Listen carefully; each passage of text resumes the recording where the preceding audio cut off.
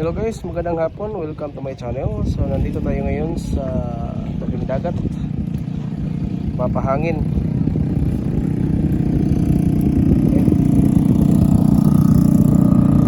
Next ko pala yung upgrades ng aking motorcycle guys after 1 year and 5 months.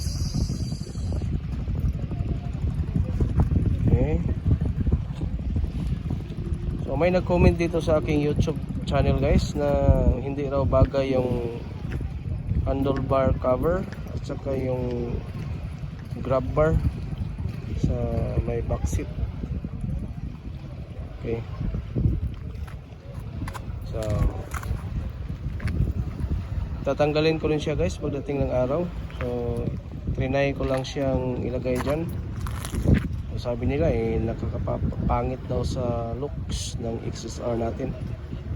So open naman ako sa mga opinion guys. So tatanggalin ko rin siya maybe next week or ano pag hindi na ako busy sa school.